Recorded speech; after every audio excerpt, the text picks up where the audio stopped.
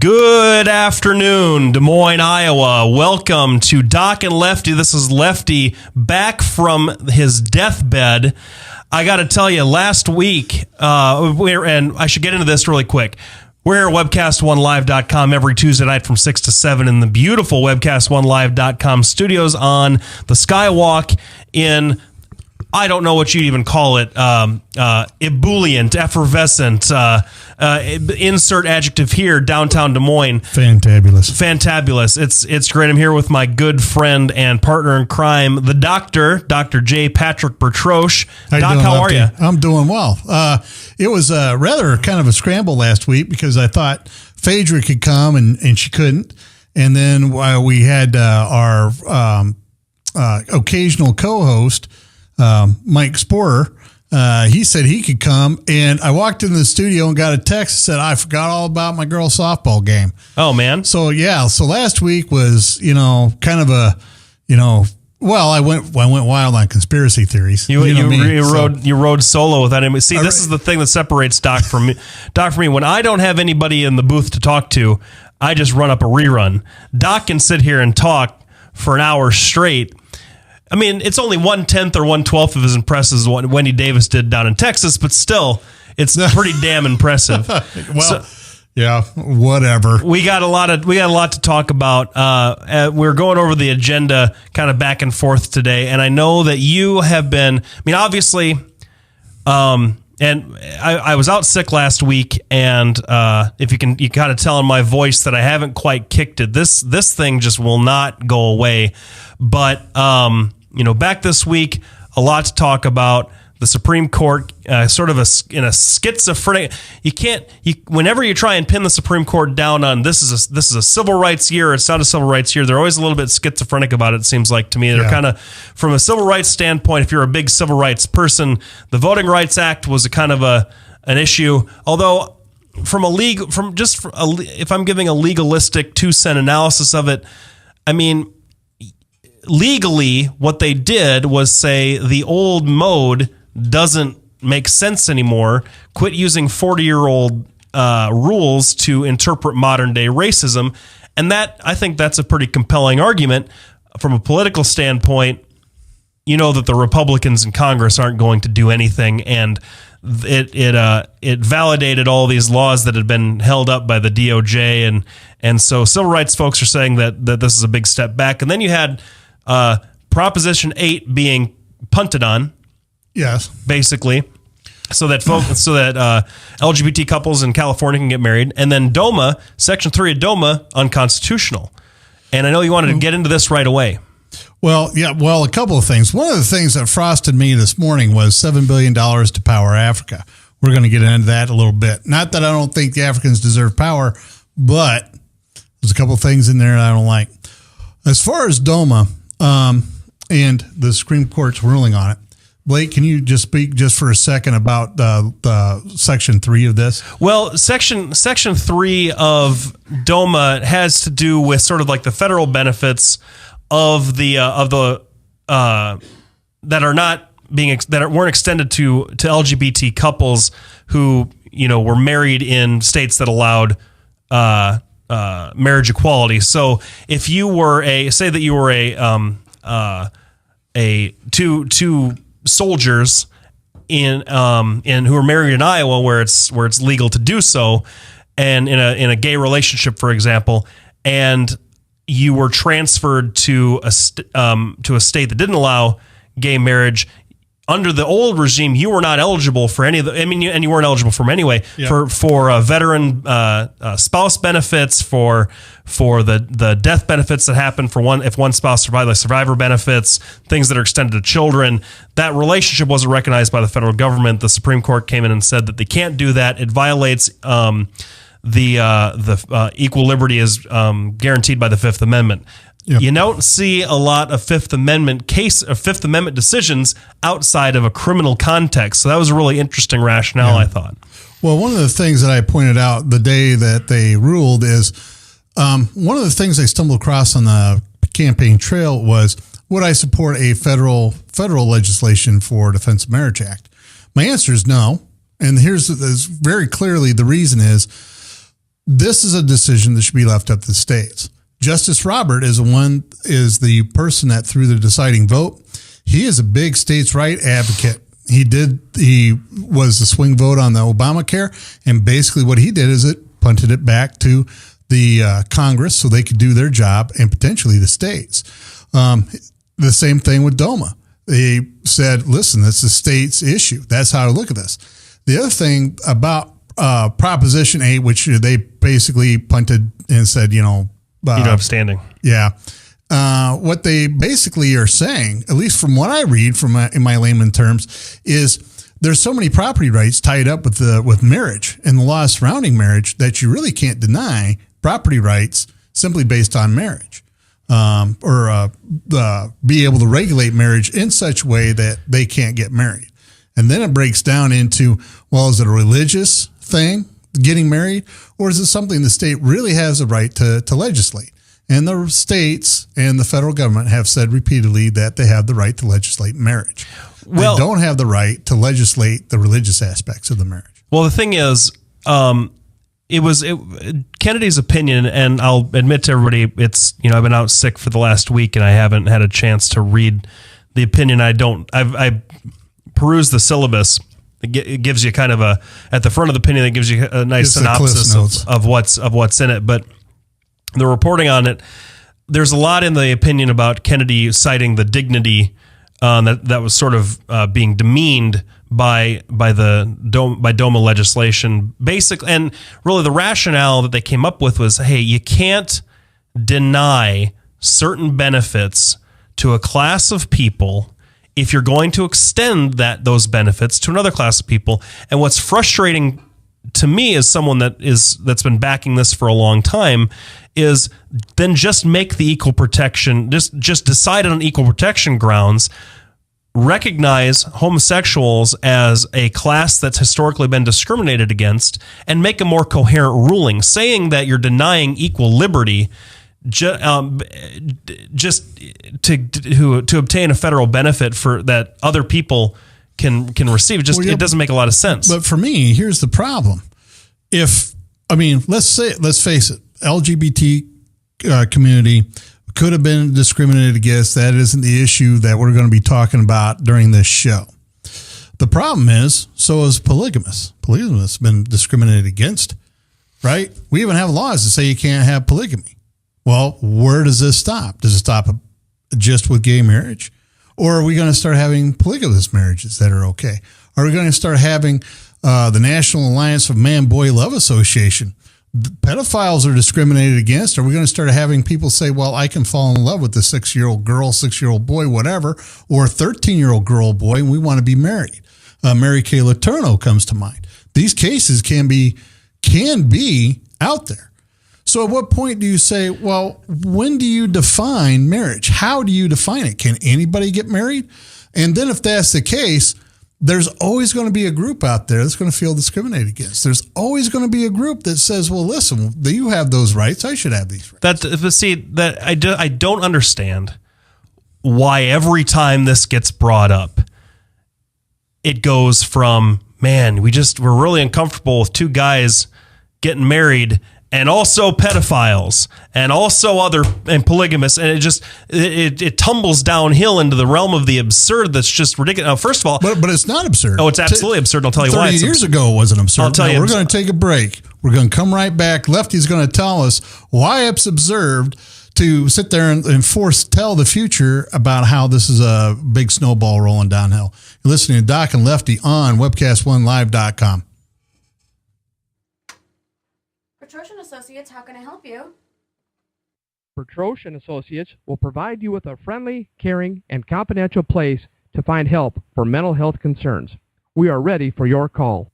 Our doctor, Dr. J. Patrick Petrosh, provides a full range of psychiatric services for children, adolescents, and adults in a forthright and informative manner while maintaining a casual, comfortable, and relaxed atmosphere.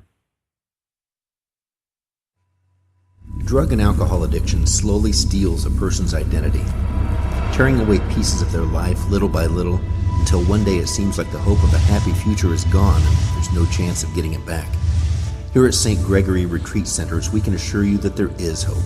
Our unique approach to recovery begins with the understanding that the dysfunction and damage caused by addiction can be overcome, not just dealt with. Don't let another day go by. Call St. Gregory today. From the RE/MAX Real Estate Concept Studios, this is Webcast 1 Live. Hey, welcome back, everybody. This is Doc and Lefty. We're talking about DOMA for the first part of this show and giving our particular perspective on it. And before the break, Doc had brought up it seems like age-old trope of we don't want to allow marriage equality because then pedophiles will want to start getting married to people. And I'll tell you why it's ridiculous and why it demeans the opposition and is really part of what has given the game away culturally and why people just don't oppose same-sex marriage anymore.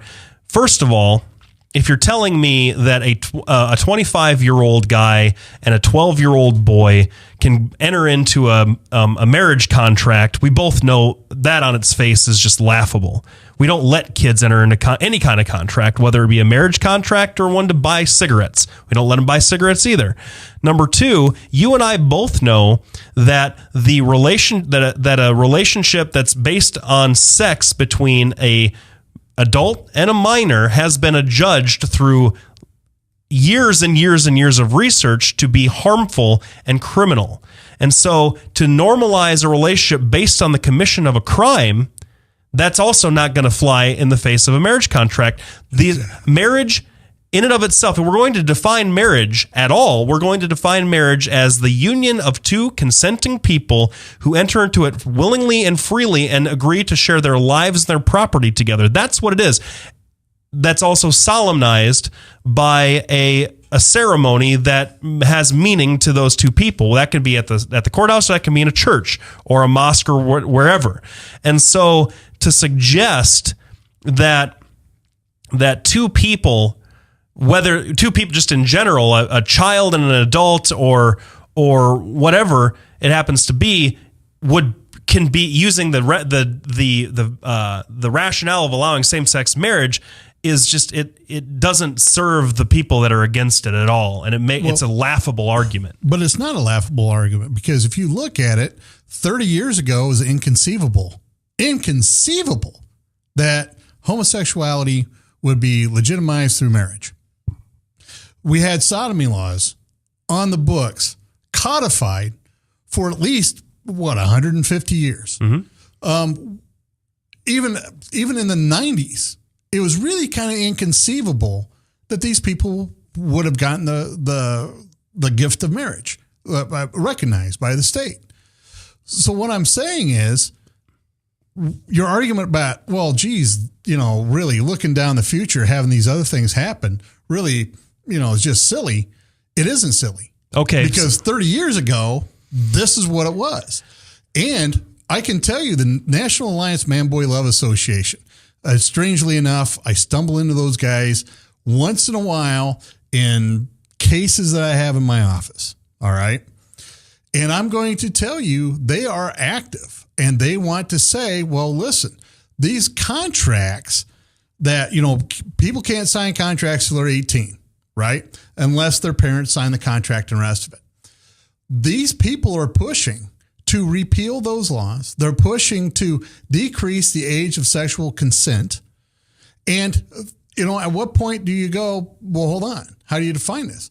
Now, if you define it as just between one man and one woman, or two men and two women, and you just limit it to two people, what about people that, fall in love with two or three people? I mean, there's a series called polyamory. There's a difference between pedophilia and polygamy or polygyny. A gigantic difference. Well, and I'm not saying that they're together. I'm not saying, and I'm not advocating for either one of these.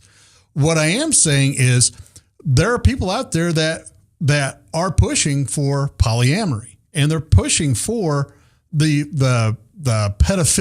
pedophilic laws is the only way I can describe them. There are people that are pushing for that. There's a show called Polyamory.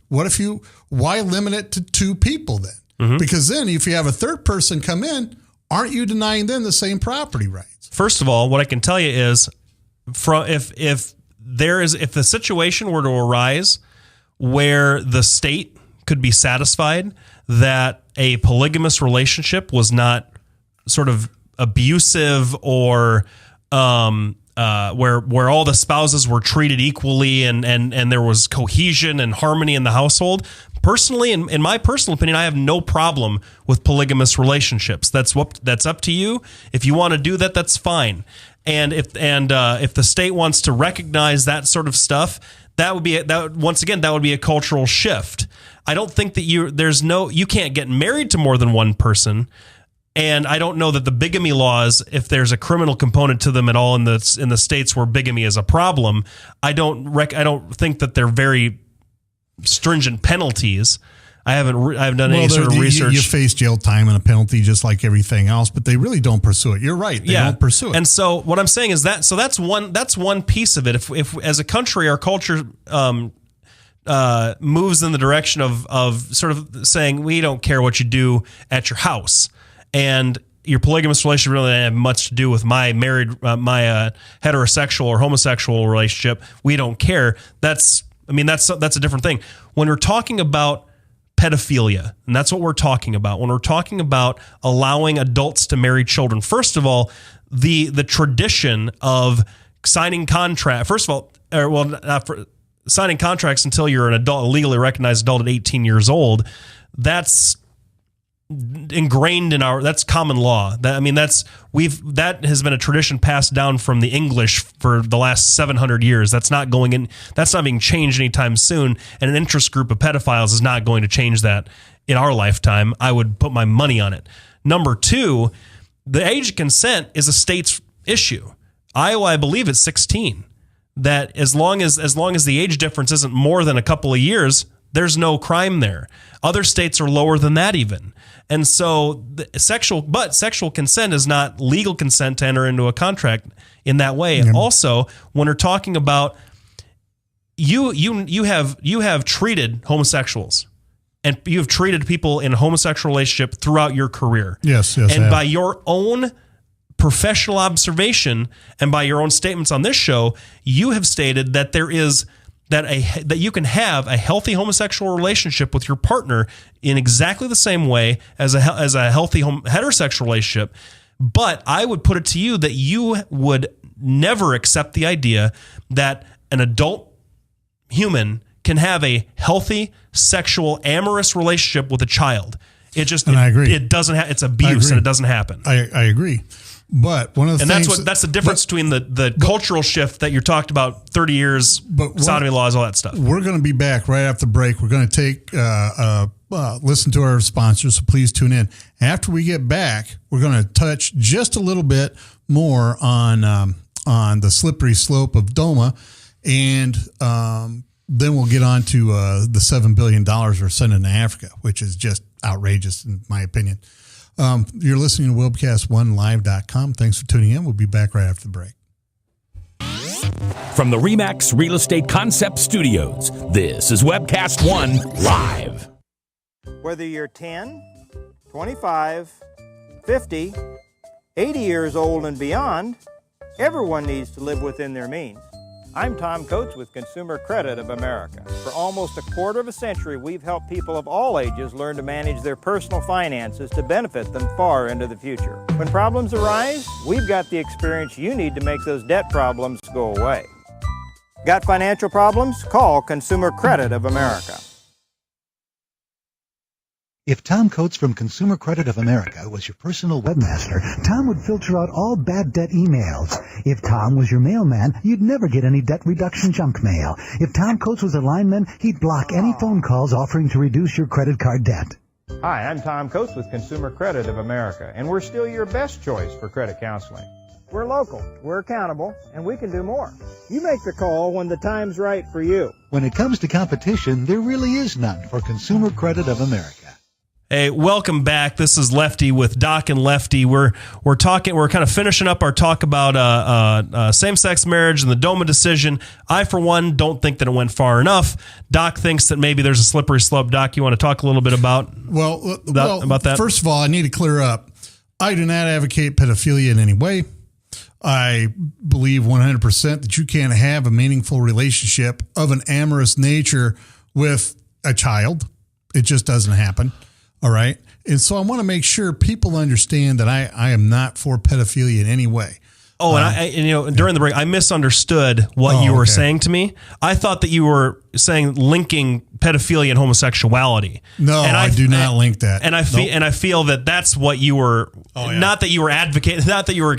Hey, let's all get on the pedophilia bus and go down to pedophilia town. No, no, Doc. Yeah, sorry about that, Doc. Well, then let me clarify this. Pedophilia, and I've said this on the show, and in fact on Facebook, Steve Dace and I every once in a while, get into a little. Not a shouting match, but, pedophilia has nothing to do with homosexuality. They're two completely different things. It's like the difference between, chairs and a moon rock. All right. There's no connection at all between them. Part of what Blake has successfully done for me is describe exactly how the slippery slope happens. It's a cultural shift. Well, 30 years ago, there's been no way gay marriage would have passed. 20 years ago was fairly inconceivable. 10 years ago, people were going like, boy, we better start introducing DOMA, right? And now it's like, well, geez, you can get married. Well, now Blake's own statements. Well, if three people decide to get together and they're going to share everything equally and it's not going to be abusive, just a lovely relationship, then I really don't have a problem with that. That's my point. That's the slippery slope. Now, people talk about pedophilia and bestiality. Blake hit it right on the head. There's a lot of legal precedents from way back. That isn't going to change. But the other thing that people don't bring up is incest. Right now, there's a professor from Columbia, and every once in a while I talk about him. He and his daughter are in an incestuous relationship. She's of age. They want to get married. The defense that they're using for extradition to the U.S. is, well, hold on. If gays can get married, why can't we get married and have this incestuous relationship? That's their defense. Gay siblings can't get married.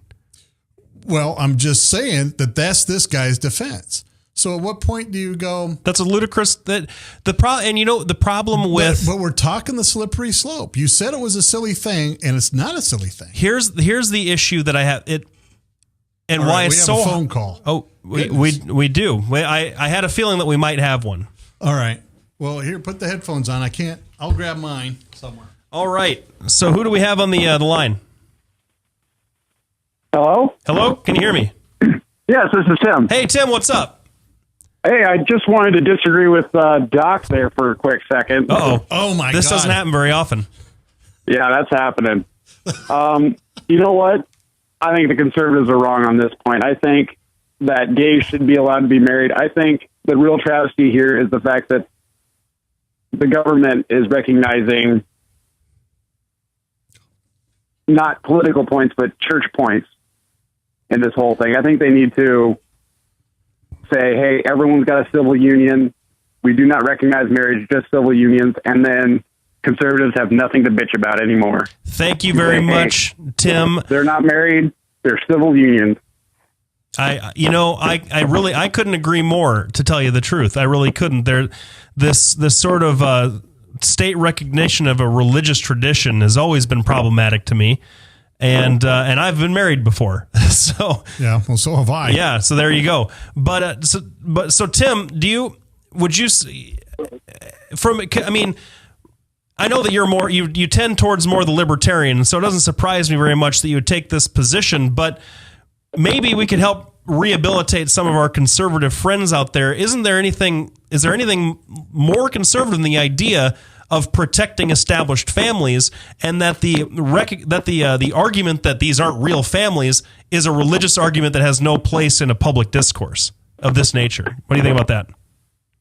Well, you know what? I would say that conservatives need to move more toward the Constitution. Instead of sitting there and basing everything they say off of their religion, they need to move toward the Constitution and say, hey, guess what? Constitution says separation of church and marriage. That's what we're going to go with. Or church and state.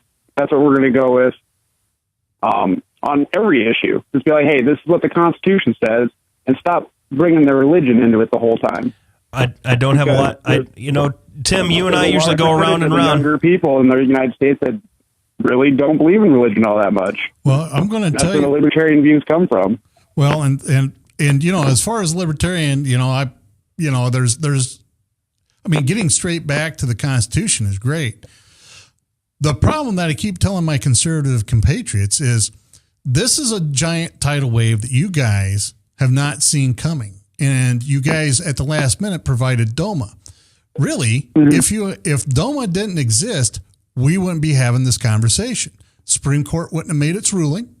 The judges 4 years ago now, made the decision in April. So if it wasn't for DOMA, we wouldn't even be having this discussion. What platform can you launch, right, that isn't going to somehow run afoul of the Constitution because you can't deny property rights? So my thing to my conservative compatriots has been, listen, state has a right to regulate marriage. We've all agreed to that. Those of us who have been married before, we've all gone down and signed that paper. Those of us been divorced, we understand the cost of marriage. And it's a pain in the butt. Oh, it's a terrible price. And the bottom line is, nobody said anything about the state not being able to regulate it. My thing is, now let's separate the state from the religion, just like Tim said. That's my position. Let's get it in place that if your church does not believe in gay marriage, you should not have to perform marriage ceremonies between same-sex couples. And I don't think that there's anybody on the same-sex side that has argued that that's something that should happen. Well, there's been, you get crackpots on either side. There are people out there that have said that, but you need to be able to utilize that protection. And I think that we should be able to protect, separate church from state as far as the marriage thing goes. Well, I heard I was listening to Andrew Sullivan. If you remember Andrew Sullivan, he's a homosexual conservative commentator from England. Lives over. He's a U.S. citizen, but he's from Great Britain. And 10 years ago, he did an article. He's a journalist. He did an article for I think it was Time about gay marriage, and sort of was the kind of one of the first media salvos into this topic, and got a lot of blowback. Or it might have even been 20 years ago. Got a lot of blowback from conservatives, and also from the not from conservatives at the time, but from the actual homosexual leftists saying we don't want to be considered to be, we don't want marriage because we don't want to be a part of the structure. We're trying to change social structures completely. And he said, no, the conservative argument is to normalize that relationship. And it was the religious blowback from that really sparked this whole gay, same-sex movement, and it blew up in everybody's face. His whole point is, if conservatives are all about protecting families and personal responsibility and personal relationships that the state really has no say over whatsoever, it's just between you and your community and your religion, if you have one, what's more conservative of an ideal than that? And that argument got hijacked by just what Tim said, by religious organizations that wanted to make hay out of the icky gay people.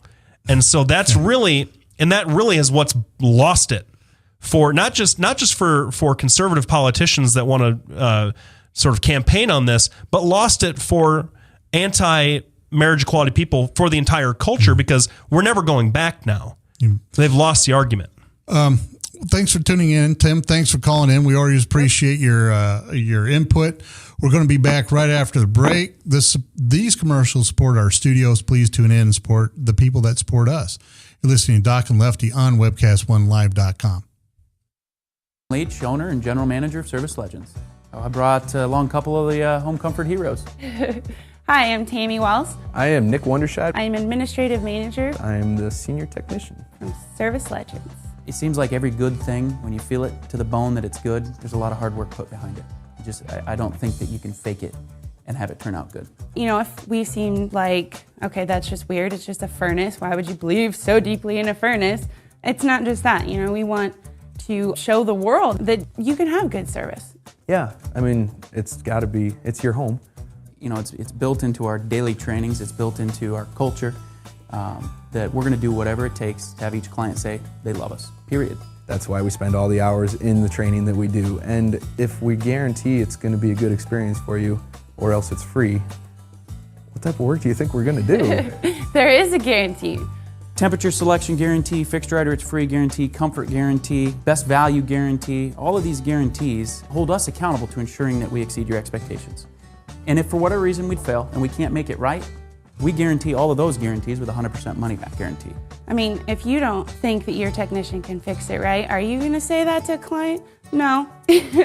You don't have to worry about having a technician come to your house. We drug test, background check all of our team members. We put safe people in your home. Each and every one of our service techs, 400 hours a year in training. You tell it the minute they walk in the door. They know what they're doing, they've done their homework, and they actually truly care about what you want. Because at the end of the day, you're the person that makes sure I have a job. They're going to be listening. They're going to want to know what your challenges are. Then they're going to come and give you options, and you get to choose. If I'm there to help and I make it easy and painless, I did my job right that day. Well, when it comes to your comfort, safety, and your family, you don't necessarily go buy the most expensive, but you get the most bang for your buck. Oh, it's worth it, because there's a lot of people that will find a way to get it to work right now and then leave and then come back, charge you again, and the cycle just repeats itself. So when I'm out there looking at the furnace, I want to find why it failed today. How can we change the part today with something that you're not going to have to worry about? Is it worth changing the part today? I mean, you can put a lot of money into a furnace. I can fix parts all day. There's good job security in that for me. But is it the right thing for you? I get a lot of the phone calls of after the technicians are there. They're just in awe. They're like, wow, you guys are great. I mean, I don't even know what to say. You guys are great. Everything you did was perfect. It was great. Keep going though. I like this. Just give us a try. I'm going to take all the risk. I've got the time to make this right. I've got the support to make it right. Just check us out. And if you don't see the value in what we do, I mean, fixed rider, it's free or 100% money back. Enough said. Person is. Hey, welcome back, everybody.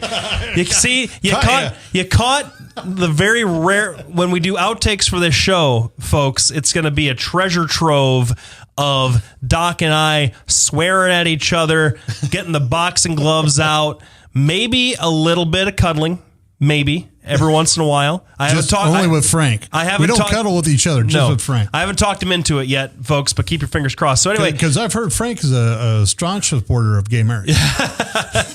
That I don't. Oh, you didn't find that funny? Sorry, Frank. No, that's not. We don't want to. We want to tread lightly in that particular arena because he can cut us both off. He could cut us both off. That'd be awful. So you have some pretty serious opinions about the new investment package that President Obama has promised to Africa in the way of it's a lot of it's got foreign aid in it, but a lot of it's got a lot of good investment opportunities. So why don't you kind of tell people, set it up for us? Well, here's the thing. Now I'm all for it. Now I have done one mission trip to South Africa, and that's heartbreaking. And it's South Africa, which is the wealthiest country in Africa, so I can only imagine what these other countries like. I think Nigeria makes at least as much money. Oh, you think so? GDP-wise, yeah.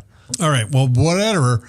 I mean, this was the crown jewel of Africa for years and years, and if this is the crown jewel, dude, they're hurting. One of the major things is they don't have power, right? They don't have power that's reliable. If you think about all the things we enjoy, flush toilets, all right? Flush toilets are great. They really help sanitation. Where we go, the sanitation ponds, where we clean up our water, right? All those things require power. You have to have a pump you have to power a pump to the top of the water towers in order to create the pressure that we get so that when we flush, when we turn on the water, it all flows. You have to have power for that. If you don't have power, you're stuck, either hauling it to the top in buckets or you go without water. That's very important. Number two, in order to get around, think of how much power we have to have, right? Especially in this day of green technology where we have our hybrids and our plug-in cars and the rest of it. Three, you have to have power to have lights. Lights, strangely enough, is one of the things that keep criminals at bay. Now, the problem is I'm a big advocate of gun ownership and being responsible for your gun. So when you're walking down a dark alley, if you don't have to walk down a dark alley, generally you don't have to worry about crime.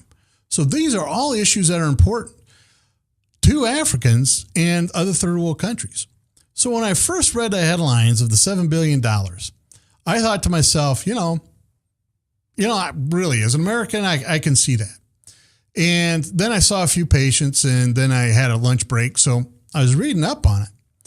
Turns out, because I thought it was going to be a worldwide thing, like, UN, people going to, nope. United States ourselves going to donate $7 billion over the next 7 years. That's $1 billion a year.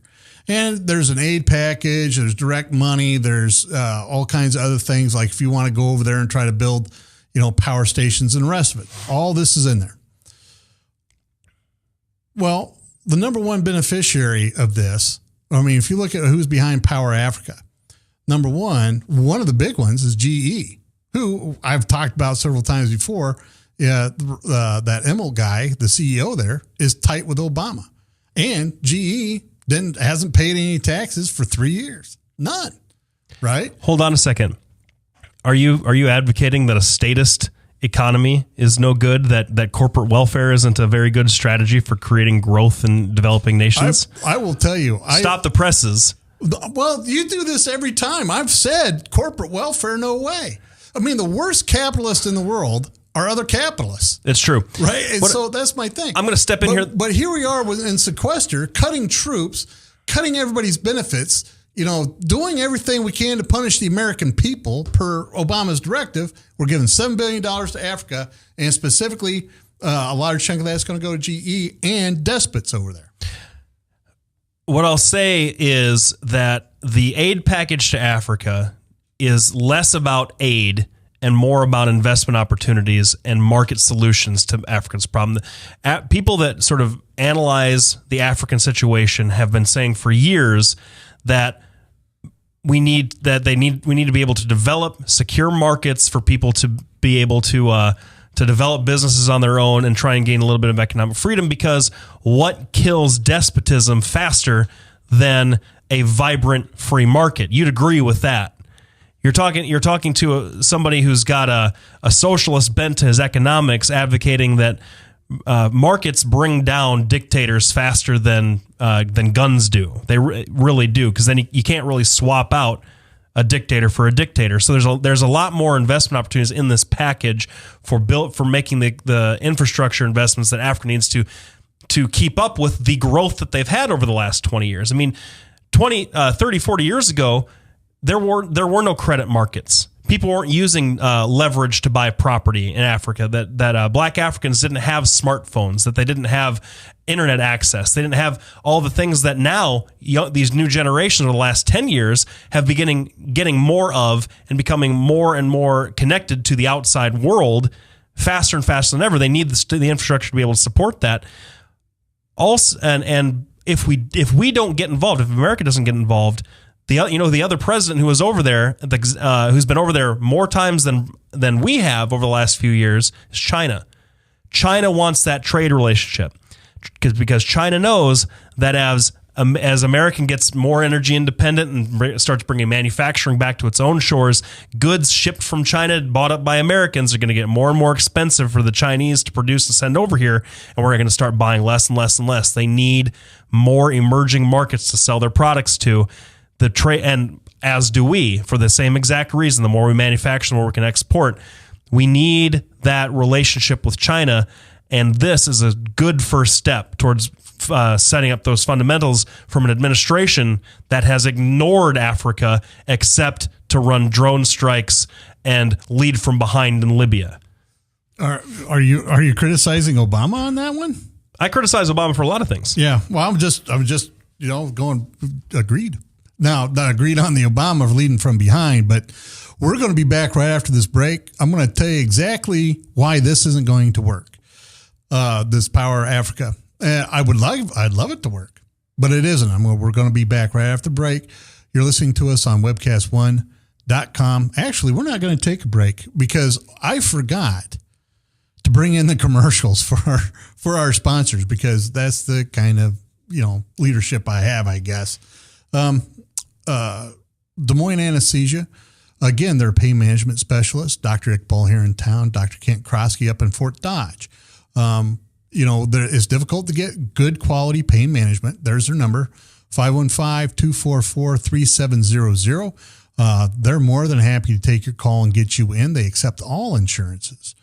Also, our good friends over at Polk County GOP, that's right there it is, 280-6438, polkgop.com. Feel free to go check them out. Take a look at what they got going on. I know Bill Northey has a fundraiser coming up. Senator Whitver's picnic was last weekend. That was a smashing success. And we want to thank them for their sponsorship of our show. The last thing I want to mention, because I started out at the beginning of the show meaning to say this, but happy birthday to our friend of the show, Tom Shaw. I'm sure he's up having a giant donut cake. Oh, that's pretty cute, Frank. You send up a bunch of balloons. Can you do that again? So anyway, happy birthday to Tom Shaw. Anyway, he's, having a good time eating donut cake up there. Oh, there you go. That's pretty cool. Now, we're going to get back to why Blake is wrong about Power Africa. I'm all for foreign investment. I'm all for corporations going over there and trying to operate in their system over there. I'm all for that. I'm all for providing food for people in starving countries. I'm all for that. Here's the problem. It is well known that foreign aid is what props up despots over there. Idi Amin is a good example. Oh, that was Blake over there. He's hacking a lung up. Excuse me. But Idi Amin's a good example. If it wasn't for foreign aid, he wouldn't have been able to take control. There's a lot of the Mugabe I think he's from Zimbabwe. If it wasn't for foreign aid, he couldn't maintain control. This is what we're talking about. If it wasn't for foreign aid, Muammar Gaddafi wouldn't have been able to stay in power as long as he did. This is the problem with foreign aid to Africa. And that is, our intentions are good, but we have to give it to the leadership. Otherwise, they won't let it in. So we have to filter all of our money, all of our corporate things, all the way through these despots over there. Now, but this isn't what they're doing. This is not direct aid given to the leader to be distributed amongst the people. This is marshaling together private investors to go over and build factories. Well, what do you think those people are going to do? They're not going to be able to build a factory over there without giving bribes to the leader. I mean, for crying out loud, Kazakhstan is sitting on one of the largest deposits of oil in the world, but nobody can build there. BP just got done taking a run at them. And you know why? Because the despot over there said, you're going to have to pay us this much money before you can drill. At least the Eastern Bloc's straightforward about it. There's an airline called Aeroswit in Ukraine, and they're supposed to be becoming much more of a market economy than anything in Africa, with the exception of maybe the Gambia or South Africa. And yet they got held up. They had to shut down the airlines because government officials came in and said, well, we need more money.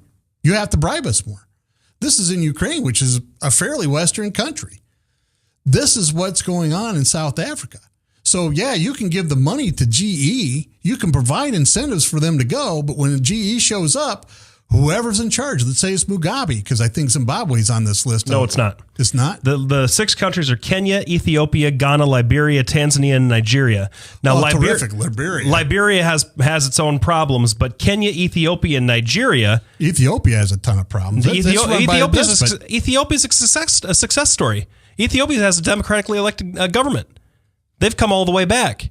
They're held up as like this success story. Remember the 1980s? That's not Ethiopia anymore. Well, I'm not going to do a gotcha game, but the stuff I read this afternoon, the guy that runs it there simply appointed himself. The person that ran Ethiopia died, and he appointed himself the person that's running the show now. So there's no democratically elected things. Now, I might be wrong. Usually Blake is right on the ball if he's going to call me out on something, but I'm going to disagree with him. But the bottom line is you have places there that have despots, and these people are going to demand their own cut of the action going by, and that's just going to reinforce their power over there. That's why it's not going to work. That's why foreign aid to these countries has never worked. I mean, we pour billions and billions of dollars into these countries. It doesn't work. We pour billions of dollars into Egypt. Look where they're at. We pour billions of dollars into Jordan, and they're still, a despot, right? Simply because they call him a king doesn't mean he's a despot. So, I mean, I'm all for it, but I'm kind of surprised that you're taking the tack that, during times of sequester, we should be spending $7 billion on foreign investment when we should be spending $7 billion keeping our troops, well supplied. We're not spending the money, though. That's the whole thing. Well, who's spending the money? Because it's quite clear in there. Marshalling private investment, public and private partnerships. Well, the public part, where's the public part coming from? Well, the $7 billion is not $7 billion from the government. Not 100%. No, not 100%. It's the total amount of the investment. Let's say it's $2 billion. Okay, I don't know how much it is, but let's say it's $2 billion. That hasn't been released yet. We can't really talk about it. Well, but let's say it's $2 billion, though. Can we agree that hypothetically it could be $2 billion? I don't engage in hypotheticals. And now we get to the heart of the issue, and that is we don't know. It just got announced the other day. But we do know that it's going to be public funds. It's not going to be. You just said it was going to be public funds. It's the government is. They've changed the paradigm. It's no longer direct federal aid to the heads of states of these countries. It is marshaling funds among several private corporations to go over and invest. We would do it anyway, but the government is helping to facilitate that relationship as a way to develop the power infrastructure that Africa needs to take that next step into the 21st century. That's all it is. It's not the same sort of stuff that we saw back in the 80s. It's not the same sort of thing we saw in the 90s, and it's not the same kind of aid packages that have been signed by Republican and Democratic presidents alike up until this point. All right. Well, I have a list of, at least a partial list. The United States will commit more than $7 billion in financial support over the next 5 years to this effort. Oh, over 5 years. So I misspoke earlier when I said 7, including U.S. Agency for International Development. That's a U.S. funded agency. They're donating $300 million. Then they have OPIC, Overseas Private Investment Corporation. Then the U.S. Export-Import Bank, that's also publicly funded, $5 billion. So we're talking about, just in 2 cases, we're talking $5.3 billion in 2 directly funded by U.S. taxpayer administrations going out there or departments giving money to Africa. When in fact we could use, $285 million. We could use $85 million of that to end our own sequester here. That's my point. Tell Congress to sign the legislation. You're blaming the president for this, and it's Congress's responsibility. Congress was the one that set this up from the beginning. Well, but you don't think just spending more and more money is a good? You think spending more and more money overseas is the way to go, and that's going to help our economy. It's not going to help us. It's not going to help our economy. The foreign aid budget is such a small drop in the bucket from everything that we do GDP wise and everything that we spend money on just in our own domestic policy, that decreasing foreign aid is not going to help us here at home either. However, modest increases in foreign aid or even leaving foreign aid at the levels that they're currently at have drastic positive effects around the world. So to suggest that we're going to solve our own sequestration problems by decreasing foreign aid, you know what would solve sequester? For Congress to get off its butt and actually do something instead of trying to trying to repeal Obamacare for the 37th time and helping prop up anti-abortion legislation around the country. That's what would help end the sequester. Well, now I agree with you that they need to get off their butts, get a budget, get it over the Senate, and make those guys vote. John Boehner, I've already said this. I've called for John Boehner to step down. Oh my God! So you drug me out the subject again. Nope. The subject is the people that sponsor us, and we're going to be back right after the break. We're going to be back right after the break. Please stay tuned. We're going to get into Paula Deen for the last 10 minutes. We promise. What are we doing? We're talking about Paula Deen for the last 10 minutes. That's right. Racism. We're going to be back. We're going to talk about Paula Deen. I got a couple of text messages, and we'll respond to those when we get back. You're listening to Doc and Lefty on webcast1live.com. Dance, party, Kitty's is the ultimate dance club in Des Moines. A huge dance floor with room to move, 3 bars to keep your drinks full, and kickin' DJs playing all your favorite dance music. At Kitty's, we've always got your birthday party planned with Birthday Fridays. That's right, when your birthday rolls around, there's only one place to go. Gather up your friends and head to Kitty's, where you drink free on the Friday of your birthday week. Find out more about Birthday Fridays at kittiesusa.com. Kitty's, all kinds of people, all kinds of music, all kinds of fun. Drug and alcohol addiction slowly steals a person's identity, tearing away pieces of their life little by little until one day it seems like the hope of a happy future is gone and there's no chance of getting it back. Here at St. Gregory Retreat Centers, we can assure you that there is hope. Our unique approach to recovery begins with the understanding that the dysfunction and damage caused by addiction can be overcome, not just dealt with. Don't let another day go by. Call St. Gregory today. From the RE/MAX Real Estate Concept Studios, this is Webcast 1 Live.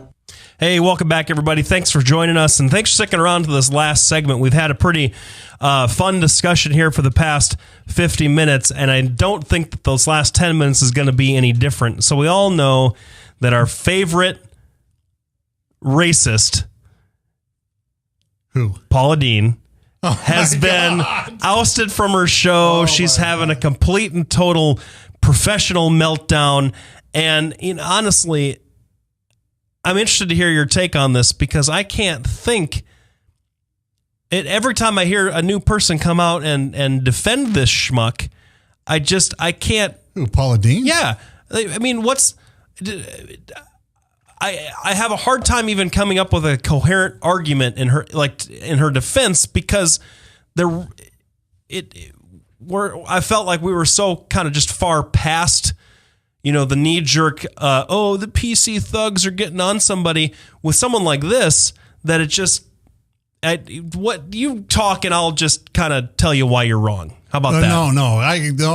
You get to talk about why it's good to destroy Paula Deen the way she did, even after she apologized, even after she said she changed her ways. So, because the incident I think that we're talking about, she admitted that she'd used that word way back when. That's really not the whole story. All right, well, tell us what the whole story is. The whole story is that Paula Deen, throughout her entire professional career, running restaurants, even before she had this show, her entire sort of like food empire that she was building before she got on the Food Network was just a bastion of just old antebellum racist thinking. I mean, I went on, I was looking for a summary of the employment complaint, which was filed by a female white employee, by the way, who was fed up with what was going on. Now, just a quick aside, employers in this country are required to provide a safe and respectable workplace. If you feel unsafe in your workplace, that employer has a lot to answer for. And racist, abusive tactics are really kind of a core problem, and you would agree with that.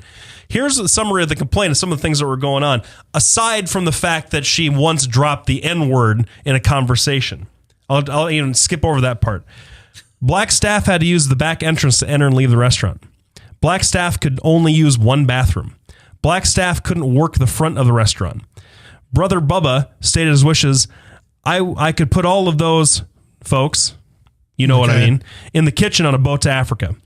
Bubba asked a black driver and security guard, and this is her brother who worked for at all her restaurants. She has direct supervision over him. Don't you wish you could scrub all that black off and be like me? You just look dirty. I bet you wish you could. Paula's son, JB, Paula Deen saying things that she said. So we get the idea. She has admitted to all this? This was the basis of the complaint, and all these things were verified in these depositions she took. That's what this whole thing came to light. But so she said, yeah, all this stuff happened in the deposition.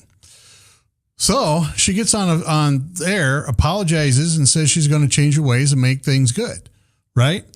Just like Senator Robert Byrd was a Ku Klux Klan member, said, hey, I saw the light, I'm going to change my ways, and everybody went, great. He actually used the N-word, towards the end of his career, Nobody said a word. Everyone went, well, he's one of us. He's a liberal. He's a Democrat. It's good. Is there anything? I don't know what Paula Deen's politics are. I don't think that's even relevant to the conversation. No, it isn't. But it is relative to if look at these rap CDs. I mean, different thing, completely different. But so why is it different? If you're talking about the same thing and you eliminate whites that work for you, right? Let's say if they had, that Van Winkle fella, Vanilla Ice. What about him? He said for several years, he was the only white guy there because he could rap. And then Suge Knight, threatened him and the rest of this stuff. That's because Vanilla Ice was an idiot. Well, but it doesn't matter. The whole story is not about race, about Suge Knight being a thug. Well, and that's true too. But what I'm saying is, you have these rap CDs that use these very same words.